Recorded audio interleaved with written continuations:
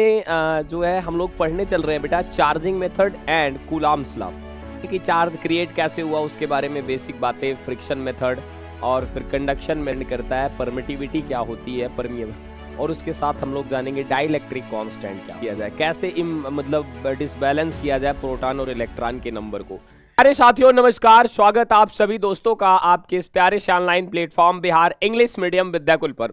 Hello दोस्तों, कैसे हो आप सभी लोग। मैं आशा और उम्मीद करता हूं आप सब बहुत बेहतर होंगे। तो प्यारे बच्चों, आज मैं आपके सामने लेके आया हूं अपने जो चैप्टर फर्स्ट है उसमें जो है हम लोग पढ़ने चल रहे हैं बेटा charging method and Coulomb's law. तो बेसिकली पहले हम लोग ये सीखेंगे कि चार्ज क्रिएट कैसे हुआ उसके बारे में बेसिक बातें, फ्रिक्शन मेथड और फिर कंडक्शन मेथड, इंडक्शन मेथड, और इसके बाद बेटा हम लोग कूलॉम्स लॉ पे आएंगे। कूलॉम्स लॉ में हम लोग समझेंगे कि क्या होता है, दो चार्जेस के बीच लगने वाला फोर्स वो किस पे डिपेंड करता है, परमिटिविटी क्या होती है, परमिएबल, और उसके साथ हम लोग जानेंगे डाइलेक्ट्रिक कांस्टेंट क्या होता है। तो दोस्तों चलो शुरू करते हैं। सबसे पहले हम लोग देखते हैं चार्जिंग मेथड। तो जो हमारी चार्जिंग मेथड है, मतलब कैसे एक बॉडी पे चार्ज क्रिएट किया जाए, कैसे मतलब डिसबैलेंस किया जाए प्रोटॉन और इलेक्ट्रॉन के नंबर को।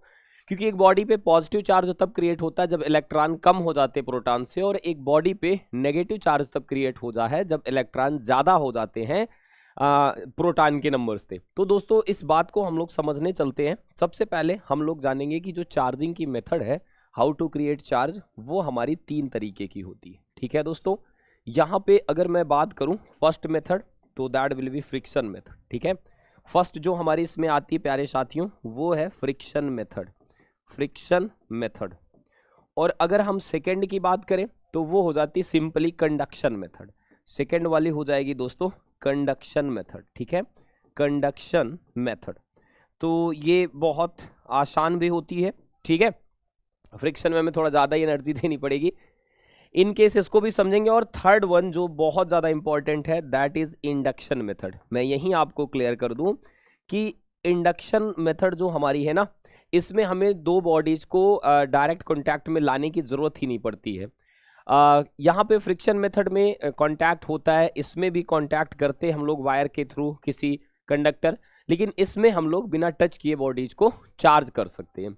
तो हम लोग सीखते हैं दोस्तों, जैसे सबसे बेसिक जो हमारी फ्रिक्शन मेथड है, जैसे यहाँ पे ये दिख रहा है आप सभी को कि यहाँ पे अगर हम इस मटेरियल को रगड़ दे रहे हैं तो इससे जो है फर और धूल के छोटे छोटे कण ये सारे अट्रैक्ट होते हैं। इसका नाम अंबर है। तो ऐसे ही हम लोग बहुत सारी चीज़ें देखते हैं अपने डेली लाइफ में भी कि लाइक कि हम लोग कॉम्ब कर रहे हैं हेयर में, और अगर हेयर ड्राई है तो उससे चिपकने लगता है, मतलब क्योंकि कॉम्ब पॉजिटिवली चार्ज हो जाती है, जो हमारा हेयर वो पॉजिटिवली चार्ज हो जाता है, कॉम्ब नेगेटिवली चार्ज हो जाती है क्योंकि इलेक्ट्रॉन का ट्रांसफर होता है। वैसे ही दोस्तों ये ग्लास रॉड है और ये सिल्क है, तो जैसे ही सिल्क पे हम लोग ग्लास रॉड को रगड़ते हैं, इलेक्ट्रॉन यहाँ से सिल्क में चला जाता है, मतलब रॉड पॉजिटिवली चार्ज हो जाती है, सिल्क नेगेटिवली चार्ज हो जाता है। अंबर और यहाँ पे वुल के साथ ऐसा ही कि अंबर नेगेटिव चार्ज हो गया और वुल यहाँ पे पॉजिटिव चार्ज हो गया। दोस्तों फ्रिक्शन मेथड का जो बेसिक्स है इसमें ये होता है दोस्तों, when two bodies are rubbed, ठीक है ना, when two bodies are rubbed, two bodies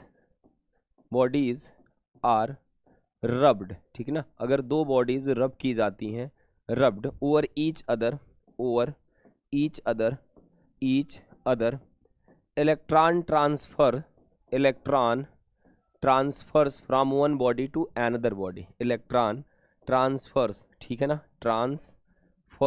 electron transfers from one body to another body, from one body to other body, ठीक है। तो ये वाला कॉन्सेप्ट है कि इलेक्ट्रॉन एक बॉडी से दूसरे बॉडी में ट्रांसफर हो जाएंगे।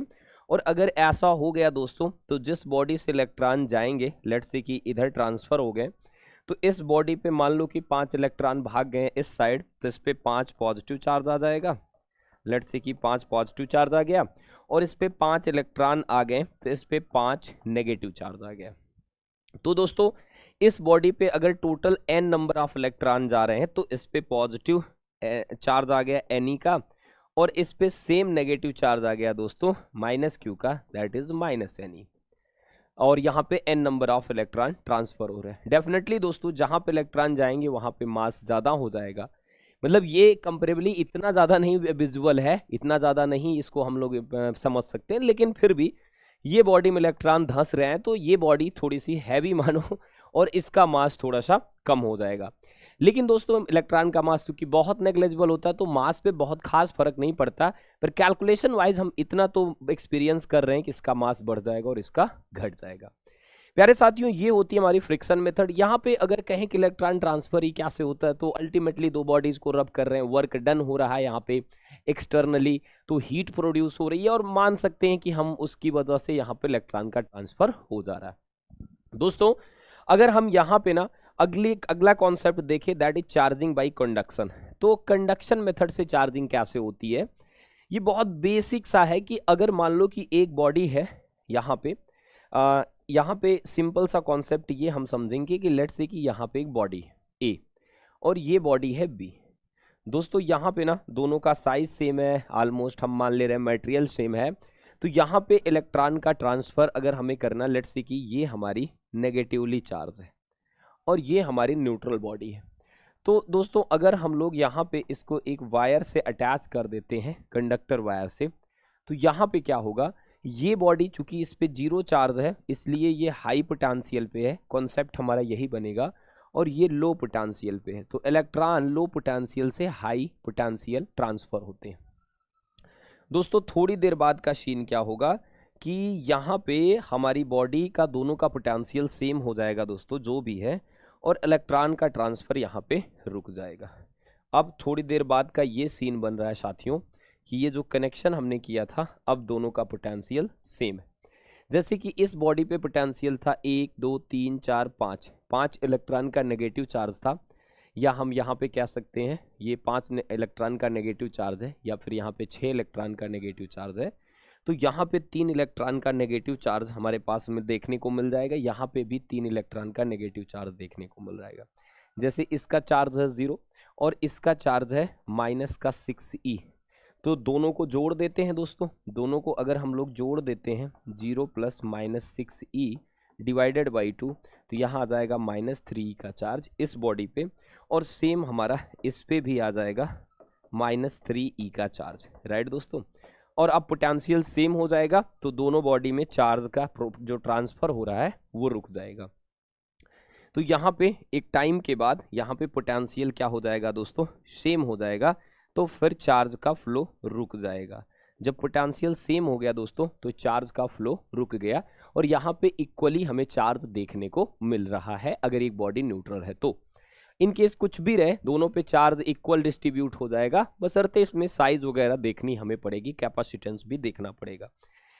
प्यारे साथियों अगली जो मेथड है, यहाँ पे एक बात है कि चार्ज का ट्रांसफर तब तक होता रहता है एक बॉडी में, यहाँ पे कंडक्शन मेथड में चार्ज का ट्रांसफर तब तक होता रहता है जब तक कि पोटेंशियल सेम ना हो जाए। तो यहाँ पे हम लिख देते हैं चार्ज ट्रांसफर्स, राइट दोस्तों, चार्ज ट्रांसफर्स, ठीक है ना, up to potential of both bodies is same, up to potential of both bodies becomes same, potential of both bodies becomes same। Clear है साथियों। तो यहाँ पे अब हम लोग थोड़ा सा और आगे बढ़ते हैं और अगला सीखते हैं चार्जिंग बाय इंडक्शन। ये भी बहुत स्ट्रॉन्ग मेथड है, मज़ेदार भी है। ये क्या है, जैसे ये मान लो कि हमारा कोई इंसुलेटेड स्टैंड है, मतलब इस जो मेटालिक स्फेयर है इसका धरती से कनेक्शन खत्म ही समझो। यहाँ पे एक एबोनाइट की रॉड, उसमें खूब नेगेटिव चार्ज है, तो जैसे ही हम इस बॉडी पे इसको डाल दे रहे हैं दोस्तों, तो यहाँ पे ये कंडक्शन ही अल्टीमेटली, तो ये नेगेटिव चार्ज हो रहा है, ये भी कंडक्शन ही है हमारा, इंडक्शन अभी ये नहीं है, क्योंकि कंडक्शन में ही बेसिकली चार्ज हमारा बराबर इक्वली डिस्ट्रीब्यूट हो गया। तो ये कॉन्सेप्ट है, ये एक एग्जाम्पल है बढ़िया इसका, ठीक है ना, कि एबोनाइट की रॉड को अगर हम लोग एक मेटल स्फेयर पे रख दें, मतलब मेटल स्फेयर से कांटेक्ट करा दें, तो नेगेटिव चार्ज हमारा इस पे ट्रांसफर हो जा रहा है। प्यारे साथियों अगर हम लोग अगला कॉन्सेप्ट पकड़ने की कोशिश करें, that is charging by induction. अब ये डायरेक्ट हम एप्लीकेशन पे ना चल के पहले आपको एक एग्जांपल से समझाते हैं कि मान लो ये दो न्यूट्रल बॉडी हैं दोस्तों, जैसे ही इसके करीब में पॉजिटिव चार्ज आया, इसके इलेक्ट्रॉन जो है इस बॉडी के ट्रांसफर होके इस पे आ गए, ठीक है। और यहाँ पे है क्या सीन कि मतलब अल्टीमेटली दोनों बॉडी टच में थी, तो हमारा पॉजिटिव चार्ज एक ही तरफ रह गया और नेगेटिव इधर अट्रैक्ट हो गया। अब अगर ऐसा हो गया दोस्तों तो हम लोग क्या है इसी के सहारे इनको थोड़ा सेपरेट कर देते हैं।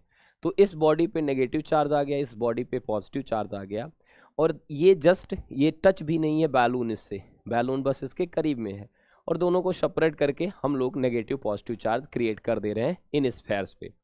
तो दोस्तों विदाउट टचिंग ये ऐसी मेथड है, राइट ना, this is method of charging.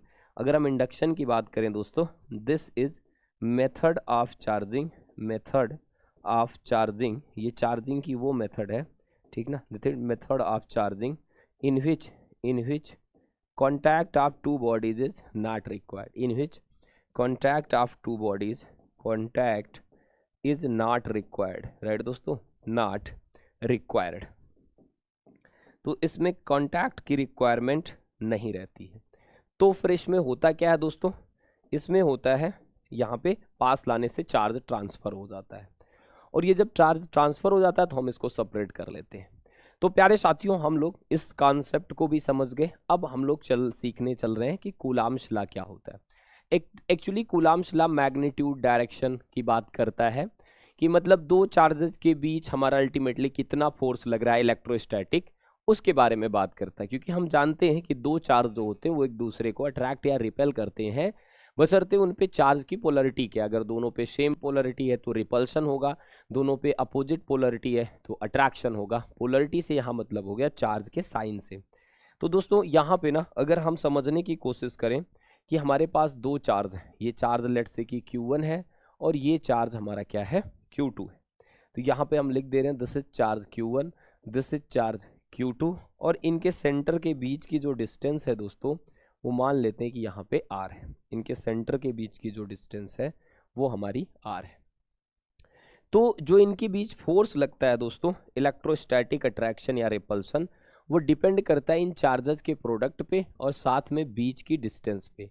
तो ये जो फोर्स लगता है वो चार्जेस के प्रोडक्ट के प्रोपोर्शनल होता है, और जो फोर्स लगता है वो बीच की डिस्टेंस के स्क्वायर के इन्वर्सली प्रोपोर्शनल होता है। मतलब दो चार्जेस के बीच जो फोर्स लग रहा है, जैसे यहाँ पे जो रिपल्शन फोर्स लग रहा है दोस्तों, ये रिपल्शन फोर्स F अगर है तो वो प्रोपोर्शनल होगा Q1 इंटू Q2 के, और वो इन्वर्सली प्रोपोर्शनल होगा 1/r² के। तो ये दो बातें हम लोग स्टेटमेंट से समझते हैं, जैसे कि F प्रोपोर्शनल है Q1 Q2 के और F इन्वर्सली प्रोपोर्शनल है 1/r² के।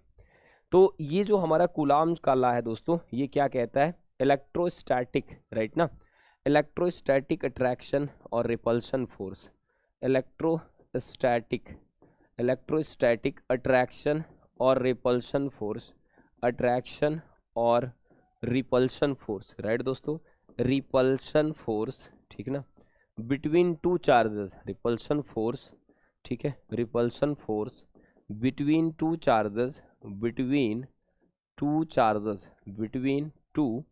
चार्जेस, ठीक है दोस्तों, is directly proportional to, two charges is directly proportional to product of charges, is directly proportional to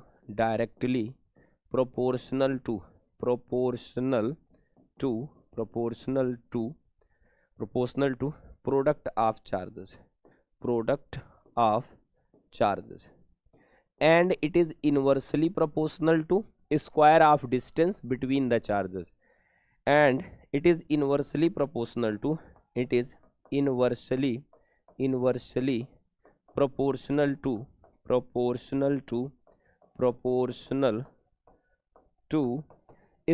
of distance between the charges, square of distance between the charges, square of distance between the charges, square of distance between the charges, square of distance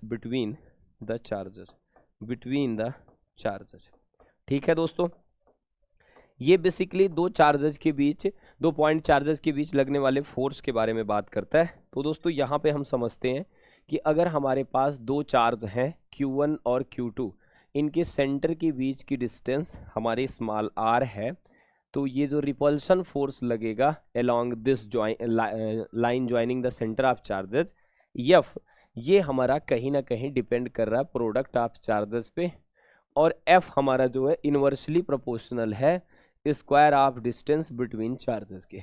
तो दोस्तों अगर हम इसको थोड़ा सा solve करने का तकलीफ उठाएं तो ये क्या रिजल्ट देखता है, ये कुछ ऐसा कहता है प्यारे साथियों कि जो हमारा f है ना वो डायरेक्ट प्रोपोर्शनल हो गया इसके, और यहाँ पे अगर ये हटेगा प्रोपोर्शनलिटी तो एक कांस्टेंट आएगा और f बराबर हो जाएगा -k Q1 Q2 बटे में R स्क्वायर। k हमारा एक इलेक्ट्रिक कांस्टेंट है और जो k की वैल्यू होती है दोस्तों वो होती है 1/4 पाई एप्सिलॉन नॉट, ठीक है, फ्री स्पेस के लिए। ये k हमारा क्या है, एक इलेक्ट्रिक कांस्टेंट है, और इसकी जो वैल्यू होती है दोस्तों वो होती है 9 × 10⁹, और ये होता है न्यूटन मीटर स्क्वायर बटे में कूलाम स्क्वायर, ठीक है। ये हमारी k की वैल्यू होती है, लेकिन ये वैल्यू तब होती है जब ये दोनों चार्ज कहाँ रखे हो, फ्री स्पेस में। ये दोनों चार्ज कहाँ रखे हो दोस्तों, फ्री स्पेस में, मतलब निर्वात में, ठीक है ना, जहाँ हवा नहीं है। तो ये तब हमारा ऐसा होता है, तो हम लोग जब जरूरत पड़ती तो ये कूलाम्स का लॉ अप्लाई करते हैं। दोस्तों इंपॉर्टेंट बात जो सबसे ज़्यादा यहाँ पे है वो ये है कि ये एप्सिलॉन नॉट क्या होता है। तो जो एप्सिलॉन नॉट होता है दोस्तों वो हमारा होता है, इसकी वैल्यू होती है कांस्टेंट है, इसका नाम क्या होता है, इसका नाम होता है, इसकी यूनिट होती है फैराड मीटर इनवर्स, और इसे कहा जाता है दोस्तों परमिटिविटी ऑफ फ्री स्पेस। क्या कहते हैं दोस्तों, परमिटिविटी ऑफ फ्री स्पेस। इसे कहते हैं हम लोग परमिटिविटी ऑफ फ्री स्पेस, ठीक है ना, फ्री स्पेस। इसकी एक और यूनिट होती है जो कि होती है, इसकी एक और यूनिट होती है दोस्तों, दूसरी यूनिट जो होती है कूलाम स्क्वायर बटे में न्यूटन मीटर स्क्वायर। तो ये भी इम्पॉर्टेंट है, इसकी हमें यूनिट आगे डायमेंशन भी यहीं कवर अप कर लेते हैं दोस्तों। तो इसकी जो डायमेंशन होती है एप्सिलॉन नॉट की, वो अभी हम लोग आगे देख लेंगे क्या होती है, इजी है। लेकिन यहाँ पे ये बात तो कंफर्म हो गई कि दो चार्जेस के बीच जो फोर्स लगेगा वो चार्जेस के प्रोडक्ट के प्रोपोर्शनल और बीच के डिस्टेंस के स्क्वायर के इनवर्सली प्रोपोर्शनल। दोस्तों इंपॉर्टेंट बात अगर हम समझे कंक्लूड करके, तो यहाँ पे हम बता देते हैं आपसे कि कूलाम के लॉ का जो मेन कॉन्सेप्ट है वो क्या है कि भैया देखो, अगर Q1 Q2 को आप जो है Q1 Q2 को आप बढ़ाओगे, यहाँ पे Q1 Q2 को आप अगर बढ़ाते हो तो फोर्स बढ़ेगा। तो Q1 Q2 जितना ज़्यादा होगा उतना ही ज़्यादा दोस्तों क्या होगा, फोर्स होगा, ठीक है ना। दोनों का प्रोडक्ट ज़्यादा होगा मतलब दोनों चार्ज का मैग्नीट्यूड भी ज़्यादा होगा। और साथियों यहाँ पे ना अगर हम बात करें जो बीच की डिस्टेंस है, अगर उसको बढ़ाओगे तो फोर्स आपका कम होगा तेज़ी से, क्योंकि इन्वर्सली प्रोपोर्शनल होता है उसके स्क्वायर के। अब यहाँ पे ना ये तो बेसिक बात हो गई, लेकिन अगर हम कहें थोड़ा मैथमेटिकल कॉन्सेप्ट को ध्यान में रखें कि यहाँ पे अगर हम तीन बातें करें दोस्तों ना, यहाँ पे तीन बातें करें कि भैया जो हमारा Q1 Q2 है वो ग्रेटर देन 0 है, तो 0 से बड़ा तब होगा जब वो पॉजिटिव नंबर हमारी होगी। इसका मतलब या तो दोनों नेगेटिव चार्ज होंगे या तो दोनों पॉजिटिव चार्ज होंगे। ये हमारा कहीं ना कहीं हम इसको कंक्लूड कर सकते हैं कि अगर इनका प्रोडक्ट हमारा प्लस है मतलब या तो दोनों माइनस है या तो दोनों प्लस है, ठीक है। तो ऐसे केस में दोस्तों रिपल्शन फोर्स हमारा दो चार्जेस के बीच देखने को मिलेगा। रिपल्शन फोर्स हमारा देखने को मिलेगा दो चार्जेस के बीच, मतलब यहाँ पे अगर हम चार्जेस को बना दें यहाँ पे Q1 और Q2 को, तो यहाँ पे रिपल्शन मिलेगा हमें इन दोनों के सेंटर को जोड़ने वाली लाइन के अलोंग। अगर साथियों इनका प्रोडक्ट हमारा 0 से छोटा है, मतलब यहाँ पे छोटा पड़ गया 0 से, मतलब यहाँ पे एक पॉजिटिव है और एक नेगेटिव है पक्का, क्योंकि पोलरिटी सेम नहीं होगी। अगर 0 से आ रहा मतलब नेगेटिव आ रहा 0 से छोटा, तो दोस्तों इसमें हमारा हो जाएगा अल्टीमेटली अट्रैक्शन फोर्स। मतलब दोनों चार्जेस में कैसा फोर्स है साथियों, अट्रैक्शन फोर्स है। दोनों एक दूसरे को क्या करेंगे, अट्रैक्ट करेंगे। तो इसका मतलब हो गया अल्टीमेटली कि यहाँ पे दोनों चार्ज हमारे एक दूसरे को अट्रैक्ट कर रहे होंगे। ये चार्जेस एक दूसरे को दोस्तों अट्रैक्ट करेंगे। ये फोर्स किधर लगता है, सिंपल सा कॉन्सेप्ट है, ये फोर्स लगता है दोस्तों दोनों चार्जेस को जोड़ने वाली लाइन के अलोंग। अब अगर यहाँ पे तीसरा अगला केस हो सकता है Q1 Q2 का प्रोडक्ट 0 है, मतलब एक न्यूट्रल है और एक चार्ज बॉडी, तो उनमें कोई फोर्स नहीं लगेगा अल्टीमेटली। तो अगर Q1 Q2 की वैल्यू 0 है तो नो फोर्स, राइट ना, यहाँ पे नो फोर्स, कोई भी फोर्स नहीं लगेगा और यहाँ पे कुछ मतलब नहीं होगा। इसका मतलब एक बॉडी चार्ज है दूसरी न्यूट्रल है। तो ये बहुत बेसिक बात है, कुछ नहीं इसमें है। दोस्तों अगली बात है ना कि क्या ये जो हमने एप्सिलॉन नॉट के बारे में पढ़ा, जो हमारी ये परमिएबिलिटी है, परमिटिविटी है सॉरी, वो परमिटिविटी जो है मीडियम की है, वो क्या फोर्स को मतलब प्रभावित करती? यस। तो परमिटिविटी का मतलब क्या होता है दोस्तों? फॉर्मेशन ऑफ इलेक्ट्रिक फील्ड का अपोज करना, राइट ना। ठीक है, तो ये होती है दोस्तों प्रॉपर्टी ऑफ मीडियम। ये मीडियम की प्रॉपर्टी, इलेक्ट्रिक प्रॉपर्टी है, प्रॉपर्टी ऑफ मीडियम। ठीक है, और ये कैसी प्रॉपर्टी है दोस्तों? इलेक्ट्रिक प्रॉपर्टी, ठीक है ना, मीडियम की इलेक्ट्रिक प्रॉपर्टी में से मानी जाएगी। ठीक है ना। तो दोस्तों इलेक्ट्रिकल प्रॉपर्टी इसकी क्या है कि ये फोर्स का अपोज करती दो चार्जेस के बीच, या इलेक्ट्रिक फील्ड के फॉर्मेशन का अपोज करती है। तो इसकी डेफिनेशन क्या होगी प्यारे दोस्तों कि परमिटिविटी, ठीक है ना, इज प्रॉपर्टी ऑफ मीडियम, ठीक है ना, ठीक है ना, it opposes the formation of electric field, the formation of electric field, ठीक है ना, the formation of electric field, ठीक है ना, the formation of electric field. दोस्तों जब एक चार्ज रखा जाता है ना, तो उसके आसपास क्या बन जाता है? इलेक्ट्रिक फील्ड बन जाता है। ठीक है, चार्ज के आसपास इलेक्ट्रिक फील्ड बन जाता है। तो ये परमिटिविटी क्या करती है दोस्तों? उसको अपोज करती है। ठीक है, परमिटिविटी का जो सिंबल है वो क्या है? एप्सिलॉन। ये एप्सिलॉन किसी भी मीडियम के लिए हम लोग यूज करेंगे तो सिंबल का यूज करेंगे। अगर हम लोग एप्सिलॉन नॉट यूज कर रहे हैं, मतलब हम थोड़ा सा श्योर हैं कि ये जो है फ्री स्पेस की परमिटिविटी है। ठीक है ना, तो ये बातें हमें पता रहनी चाहिए कि ये जो हमारी है epsilon not specially free space की परमिटिविटी है। एप्सिलॉन हम किसी मीडियम की परमिटिविटी के लिए टर्म यूज करेंगे। दोस्तों अगली बात होती है परमिटिविटी से ही समझते हुए कि किसी मीडियम की परमिटिविटी और फ्री स्पेस की परमिटिविटी का जो हमारा रेशियो होता है, किसी मीडियम की परमिटिविटी और फ्री स्पेस की परमिटिविटी को हम लोग डाइलेक्ट्रिक कांस्टेंट कैपिटल के से रिप्रेजेंट करते हैं। इसकी कोई डायमेंशन और यूनिट नहीं होती, इसको एप्सिलॉन आर मतलब रिलेटिव परमिटिविटी भी कहते हैं। तो दोस्तों यहाँ पे ना जैसे बहुत सारे हमारे पास हैं, अगर हम इसकी डेफिनेशन देना चाहें दोस्तों तो ये हो जाएगा रेशियो ऑफ, राइट ना, ratio of permittivity of a medium, ratio of permittivity of a medium, ठीक है, of a medium with permittivity of free space, with permittivity of free space, with permittivity of free space of free space. ठीक है दोस्तों, free space is called as, ठीक है ना, relative permittivity. RP मतलब rest in peace, बिल्कुल आप नहीं समझोगे, रिलेटिव परमिटिविटी और डाइलेक्ट्रिक कांस्टेंट, इसी को क्या कहते हैं दोस्तों? डाइलेक्ट्रिक कांस्टेंट, ठीक है ना, डाइलेक्ट्रिक कांस्टेंट। अब यहाँ पे हमें ये समझना है कि बहुत सारे हमारे पास मटेरियल है जो डाइलेक्ट्रिक हैं और उनका जो कांस्टेंट की वैल्यू ये है, जैसे वैक्यूम या एयर के लिए रफली हम एक लेंगे, जैसे एयर के लिए 1.06006 है, लेकिन हम यहाँ पे क्या समझेंगे कि ये 1 है ऑलमोस्ट, और यहाँ पे फ्री स्पेस के लिए भी, वैक्यूम के लिए भी 1 लेंगे। फिर देखो आप यहाँ है पॉली प्रोपाइलिन पीपी, तो इसके लिए 2.2 है, और अलग अलग मीडियम के लिए यहाँ पे अलग अलग, एल्युमिनियम ऑक्साइड का मीडियम है तो ऐसा है। लेकिन दोस्तों यहाँ पे ना हमें इस बात को समझना होगा कि जो वाटर का डाइलेक्ट्रिक कांस्टेंट है वो कितना होता है? वाटर का डाइलेक्ट्रिक कांस्टेंट 80 होता है, ठीक है ना। और जो डाइलेक्ट्रिक कांस्टेंट होता है इसकी खास बात क्या है कि टेम्परेचर से भी ये प्रभावित होता है। तो ये बढ़ता है, मतलब आप ऐसे समझ सकते हो, लेकिन अगर हम लोग टेम्परेचर बढ़ाएंगे तो यहाँ पे डाइलेक्ट्रिक कांस्टेंट की वैल्यू क्या होती है? घटती है। ये बात भी हम लोग नोट रखेंगे, ठीक है। और किसी मीडियम में जो फोर्स लग रहा होता है, जैसे मान लो कि 2 चार्ज है ना, अगर हमारे पास दोस्तों 2 चार्ज हैं, ठीक है, 2 चार्ज के बीच का फोर्स यहाँ पे F0 है, क्योंकि ये एयर में हमारे चार्जेस हैं, लग रहा है इनके बीच फोर्स, ये Q1 और Q2 है।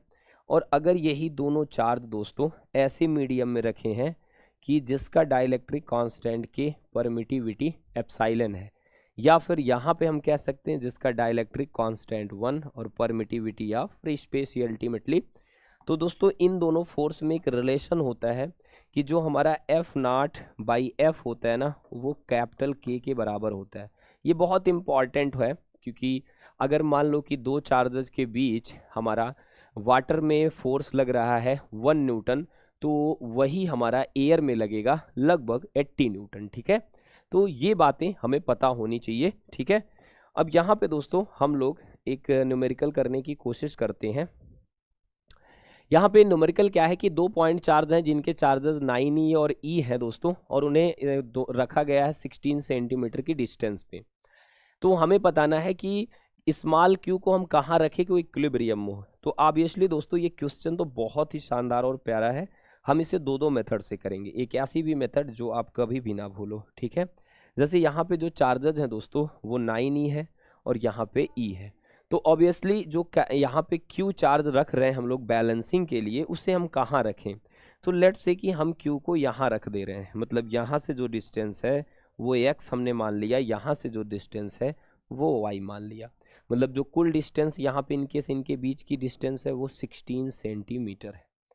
अब इसे हम बहुत सारे तरीकों से कर सकते हैं। जैसे एक तरीका तो हमारा बेसिक यही होगा दोस्तों कि इधर जो फोर्स लग रहा है, मतलब जितना फोर्स ये इस पे लगा रहा है उतना ही फोर्स ये इस पे भी लगा रहा है। तो साथियों यहाँ पे अगर हम लोग ये यूज करें तो यहाँ पे इनके बीच का फोर्स क्या हो जाएगा, पहले 1/4 पाई एप्सिलॉन नॉट। यहाँ पे एक चार्ज हमारा था 9e और एक था q, बीच की डिस्टेंस हमारा x का स्क्वायर हो जाएगा। यहाँ पे इस चीज़ को आपको समझना पड़ेगा, इनके बीच का फोर्स, और हम इसे y ना लेके ना 16 - x ले ले रहे हैं दोस्तों, 16 - x, क्योंकि कुल तो 16 है। तो यहाँ पे ना दूसरा दोनों के बीच का जो फोर्स होगा वो होगा 1/4 पाई एप्सिलॉन नॉट, और एक चार्ज हमारा है E और एक है हमारा Q, बीच की डिस्टेंस 16 - x का होल स्क्वायर। तो दोस्तों यहाँ पे हम कैंसिल कर देते हैं इसको E को। ठीक है, और Q को भी कैंसिल कर देते हैं दोस्तों। तो यहाँ पे हो जाएगा 9 डिवाइडेड बाई x का स्क्वायर, ठीक है, बराबर हो जाएगा 1 डिवाइडेड बाई 16 - x का होल स्क्वायर। अब यहाँ पे अगर हम स्क्वायर रूट ले लें दोस्तों दोनों साइड, तो अल्टीमेटली हम पॉजिटिव को लेके ही कंसिडर कर रहे हैं। यहाँ हो जाएगा 1/16 - x। तो इसको सॉल्व करेंगे हम तो हो जाएगा 48 और -3x बराबर ये x, तो 4x बराबर 48, तो x बराबर हो जाएगा दोस्तों 12। और अगर x 12 हो गया तो इसका मतलब हम इसका खाका बना देते हैं। यहाँ पे जो चार्जेस है ना दोस्तों, यहाँ पे इससे ये 12 सेंटीमीटर पे रखेंगे हम q को 9e से, और यहाँ पे जो e है उससे हमारी जो डिस्टेंस बच रही है 4 सेंटीमीटर पे रखेंगे, क्योंकि टोटल 16 सेंटीमीटर। ये कंक्लूजन है। अब इसे हम इजी वे में कराते हैं आपको ट्रिक के माध्यम से। जैसे दोस्तों यहाँ पे मान लेते हैं हम लोग 2 चार्ज, ठीक है ना, 2 चार्ज हैं, ठीक है, ये Q1 है दोस्तों, ये Q2 है, और इसके बीच की जो डिस्टेंस R है वो यहाँ से X है इतना, और ये वाला पार्ट Y है। तो जब हमें X या Y निकालना हो और ये चार्ज का सिस्टम जो है बैलेंस हो यहाँ पे Q चार्ज रख के, तो हम बहुत इजीली इसे निकाल सकते हैं दोस्तों। कैसे हम लोग निकालेंगे कि अगर मेरे को x चाहिए तो x के लिए मैं क्या करूँगा, यहाँ पे √Q1 प्लस √Q2, और यहाँ पे लिखूँगा मैं √Q1, ठीक है, √Q1, और यहाँ पे मैं लगा दूँगा r को, ठीक है, बहुत इजीली आ जाएगा x। बहुत आसान है, हमें रूट लिखना है अल्टीमेटली। फिर दोस्तों अगर मुझे y चाहिए होगा तो मैं लिखूँगा Q2 को लिखूँगा, क्योंकि इस इधर से हमें डिस्टेंस चाहिए, और Q1 Q2 सेम रहेंगे दोस्तों, और ये हमारा बहुत इजीली आ जाएगा इनटू r। अब हम इसे ट्राई करते हैं पिछले क्वेश्चन पे, ठीक है दोस्तों। पिछला क्वेश्चन हमारा क्या था, यहाँ पे हमारा 9e था, और यहाँ पे Q था, यहाँ पे E था, ये डिस्टेंस हमारी x थी, ये हमारी 16 - x, या हम इसे y माने थे, टोटल डिस्टेंस हमारी r थी। अब हम इसको ट्राई करते हैं इस पे। तो अगर मुझे चाहिए x, तो x बराबर क्या हो जाएगा, ये Q1 हमारा है, ये हमारा दोस्तों क्या है, Q2 है। तो बस ये हमारी आ जाएगी तुरंत हमें सॉल्व होके। क्या से, यहाँ पे अगर हमें x चाहिए दोस्तों तो अंडर रूट में 9 हम समझ लेते हैं, ये तो कैंसिल ही हो जाएगा, और वो एक ही है मतलब 1। यहाँ पे ये चीज़ थोड़ा सा गड़बड़ हो गई, यहाँ पे सबसे पहले हम √Q1 लिखेंगे। तो ये फार्मूले के अकॉर्डिंग चलते हैं, √Q1 अपान में √Q1 plus √Q2 into small r, ठीक है दोस्तों। अब इजीली अगर हम सॉल्व करें, Q1 मतलब 9 का स्क्वायर रूट लिखना है, नीचे 9 का लिखना है, प्लस 1 का लिखना है इंटू आर मतलब 16। तो इसे अगर हम सॉल्व करेंगे दोस्तों तो ऊपर आ जाएगा 3, नीचे आ जाएगा 3 + 1 और इंटू 16, तो ये आ जाएगा 3 × 4, तो ये आ गया 12 सेंटीमीटर। मतलब हमारा जो कॉन्सेप्ट है वो एकदम क्लियर है न्यूमेरिकल के पॉइंट ऑफ व्यू से। ठीक है दोस्तों, तो मैं ये आशा करता हूँ कि आप सभी दोस्तों को ये बातें अच्छे से समझ में आएंगी। मिलते हैं दोस्तों हम लोग फिर नेक्स्ट क्लास में, कवर करते हैं आगे की बातों को। मैं पूरी कोशिश करूँगा कि आपको कहीं पे निराश नहीं करूँ। फिर भी अगर कोई डाउट और प्रॉब्लम आ रही दोस्तों तो कमेंट जरूर करना, वीडियो को लाइक करना और अपने दोस्तों में शेयर करना। मिलते हैं नेक्स्ट लेक्चर में। Till then take care, bye bye, love you all.